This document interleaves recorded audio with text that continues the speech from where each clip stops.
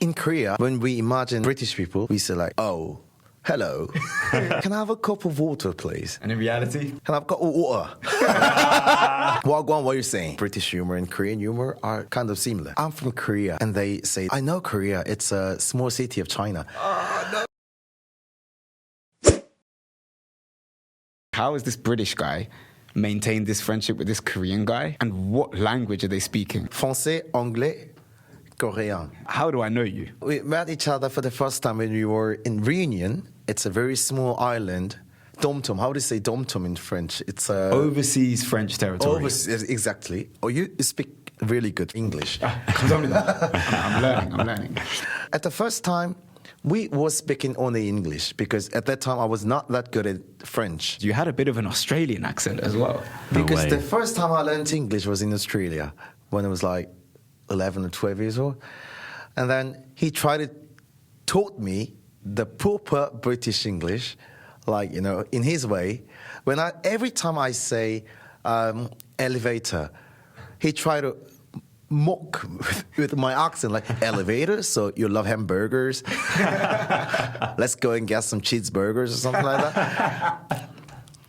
But anyway, that's how we get close when we are first each other. We met on this small French island called Réunion Island, where Nabila, we just had her on, is from. Yeah. That was my first real exposure to Korea. Because at that time, like K-pop now, K-drama, a lot of people know what that is. BTS, Blackpink. These are household names. But back then, all we knew was Gangnam Style. And that must have been annoying, right? That was so annoying for me because all the European people thought like Psy and Gangnam Style are Chinese things. Oh. And even though I tried to explain like, oh, I'm from Korea. And they say like, oh, I know Korea. It's a small city of China. Oh, no. And that was very common for me. It was normal. And now things have changed, you know. Everywhere I go, they try to, you know, say some Korean words to me. 안녕하세요, 감사합니다. And now I can feel like it's all changed. Guys, if you're getting any value from this, we would really appreciate if you could subscribe and hit the like button. It's crazy, like 10 years ago, but it was the first time I'd ever lived abroad. So I was really nervous, actually. You were young. I was 21 years old. But when I met CJ, he had just finished his military service. So he was there, you know, army guy, just finished. And that's where I really used the word hyung, you know, which is brother, older brother. In Korean, because, you know, I was homesick, I had some problems, you know, I was, you know, quite in a bad state sometimes mentally. And he was always there for me. And that, I guess, was just the perfect example of that, like, kind of Jong and Korean culture that then afterwards we kept. So I invited CJ to England after our trip to Réunion. Yeah. And then I went to Korea for the first time, like 9 years ago. And since then, we've kind of kept this friendship together. We traveled to Malaysia together.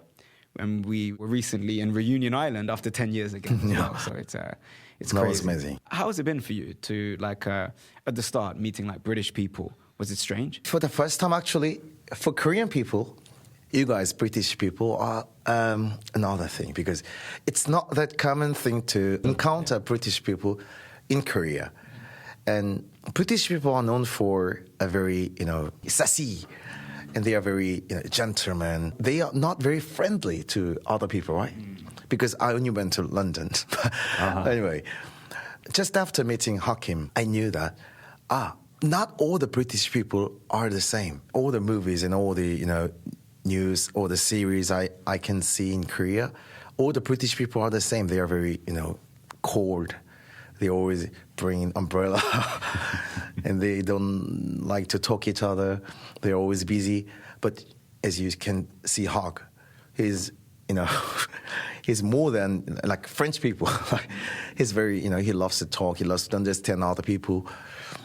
From that on, now my prejudice disappeared, owing to you. Wow. I'm moved. That's really deep, you know, and I think it's the same that by introducing CJ to, like, he's met my brother, he's met a lot of my close friends, Jack, Clemente.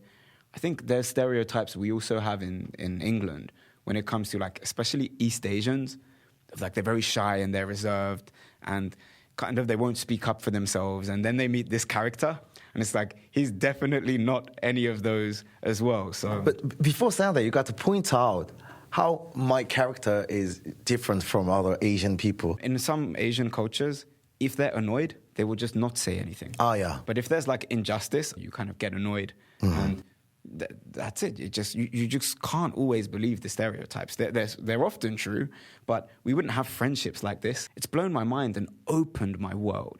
If I hadn't have met CJ 10 years ago, I would have never been exposed to Korea, and now Korea is almost like my second home. I feel so at home here, so comfortable, and that's all because of this friendship, this unconventional, unorthodox friendship. But yeah, maybe, Jack, do you have any questions? To witness you guys together now on a podcast, having gone through all of that. And, you know, I've seen pictures of Rafa from all those years ago as well. And, yeah, a bit more baby face back then. Yeah. I'm still trying to look young. Because you guys will not believe this guy's age, right? Because he's the older brother. I'm going to give you a few seconds to guess the age. I don't know, is it impolite to tell someone's Not at all, age? not at all. So, not see, at that's all. another British cultural difference, right? We don't really talk about age, whereas you do. But how old are you? 33 years old in your age and 34 in Korea. So what does that mean? What, Guys, for I'm leaving the podcast. Sorry, I don't believe you, man. You see what I mean? Skincare. We need to do a separate podcast. I need to go think about that. On Asian skincare, you know. But yeah, so what does it mean, though, for those who don't know? Why is there a difference in age? In Korea, when you were born, you are 1 year old. That's the difference. So in general, Koreans are, in Korean age, you are 1 year older than yours. That's the difference. That makes sense, like, I Yeah. suppose. It's your first birthday. Yeah, as soon as I was born, I got 1 year. That's the difference. This really relates to language learning, because CJ's fully trilingual in English, Korean, and French. But it's the curiosity that has enabled us to become such good friends and learn so much from each other, because it wasn't one way. I was learning a lot about Korea and the culture, and Hyung could genuinely see I was interested, but it was the same. CJ would always ask me, like, oh, how do you say this in a British accent? What does this mean? Like the sarcasm and the irony that we use in our humor. For a lot of other cultures, they find it really difficult to get. Even like Americans, we're all English speakers here. Like when we compare like Americans, Australians, but a lot of Americans don't get sarcasm. But when I was with CJ in like the kind of hueshik environment with all of his colleagues and friends, and they're drinking together, our humor's quite similar, actually. Yeah, like his friends are like, oh, Rafa, who do you think's gonna get divorced first, me or him? You know, and it's like, oh, this is really similar to the British banter that we have with our friends, and that's it. It's that showing that like consideration for other people's cultures is what's allowed us to get. One must say that that's kind of rude, but it's an expression to show how we close each other, how we are close each other. Like, the British humor and Korean humor are, as you mentioned, is kind of close, kind of similar. Yeah. So we call it banter in British English for anyone who's not used to that. And the banter, I mean, we would always mock each other. You can do your British accent, right? Can I have, as you taught me, can I have got water? How did I know it was going to be that? You can do more. Try and speak just a few sentences with the... I don't remember now. But Good before, afternoon, sir. Could I have... Yeah, that's what I knew before I met you. Just because in Korea, when we imagine British people, we say like, oh, hello. Just those two words. Nice to meet you. Can I have a cup of water, please? And in reality? It's like, water. Wagwan. Wagwan. What do you say? Wagwan, what are you saying? The first sentence you told me was like, Wagwan, you cool. Wagwan, you cool. Wagwan, you cool. That was 10 years ago and he still remembers that. Is it true that you just woke up one day and you could speak? Which language was it? Obviously, I'm joking. Like, you practiced a lot, but which one was it that you kind of just absorbed? Was it French? I think it's French. That's owing to the Réunion island. There, if we don't speak French, we cannot survive. No one speaks English. No one speaks, of course, no Korean. Just to get some food. I should have spoken in French. Always, always, always. I was forced to speak in French. And all the, cours classes were in French. At that time, my English was better than the French, so I asked to my British friends to always talk to me in French. I would never respond in English.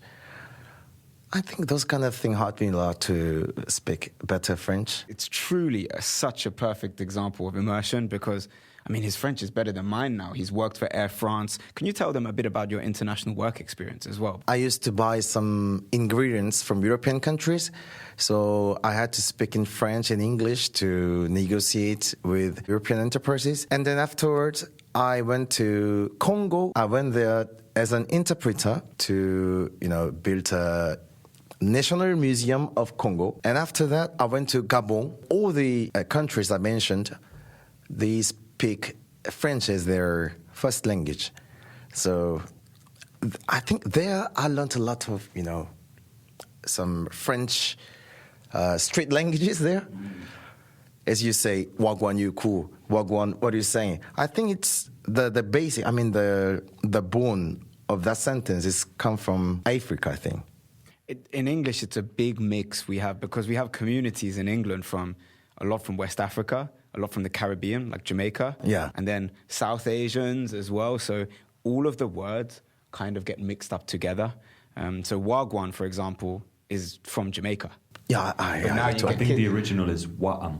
Wagam. Yeah. Wa'am. Is it Jamaican? Is the original way to say it. Oh. And then we just kind of changed it. Yeah, like what a guan, what's going on. Yeah, yeah. You know? So, yeah. Way I say. Yeah, What you're saying, way I Yeah, say. exactly. You see, so but that's just in such a mixed country like the UK. That's that kind of Creole, basically. Whereas in Korea, it's very monocultural, so you don't really get that same kind of mix. Yeah, right? that's very special for me because it's not that common in Korea. We are monoculture. There's only Korean. If you go out there, there's only Korean. You barely see some foreign people, right? But anyway, after the Gabon, I went to some financial company. Some investment bank, and then I entered to Air France as a steward, and I just quit that job like 2 days ago.